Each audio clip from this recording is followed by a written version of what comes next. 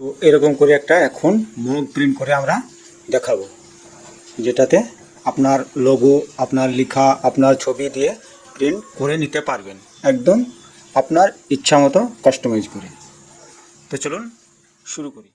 তো মগ প্রিন্টের জন্য একটা পেপার প্রিন্ট করে নিয়েছি মিরর করে। এটা মগ, আর এই যেটা দেখতে পাচ্ছেন এটা হচ্ছে মেশিন, যেটাতে মগটাকে প্রিন্ট করা হবে। আর এটা হচ্ছে টেপ, যেটাতে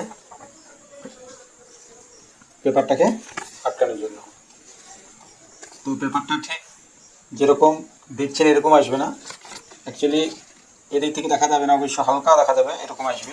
এটা মিরর করা হয়েছে ওই জন্য এরকম দেখাচ্ছে। তো এটাকে আমরা এরকম করে সুবিধা মতো আমরা এটাকে দিয়ে নেব।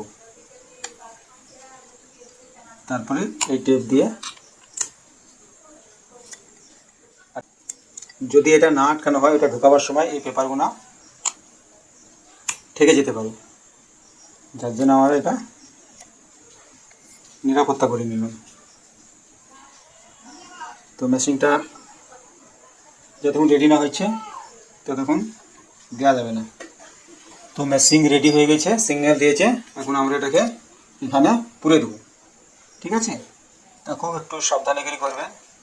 এরকম করে আমরা এটাকে সেন্টারে করে দিয়ে এই লকটাকে আমরা দিয়ে দেবো। এই লকটাকে এটা দিয়ে এই বটনটা পেস্ট করব, তারপরে ওটা হতে থাকবে। তো মেশিনে সিগন্যাল দিয়ে দিয়েছে, এখন আমরা এটাকে বটনটাকে পেস্ট করব। তারপরে লকটাকে ধরে আমরা এটাকে টেনে দেবো লকটা। তারপরে একটু আমরা এটাকে হালকা ঠান্ডা করবো, দিয়ে খুলব। তো এখন এটা আস্তে আস্তে আমরা এটাকে খুলব পেপারটা, তারপর দেখবো আমরা প্রিন্টটা কীভাবে হয়েছে।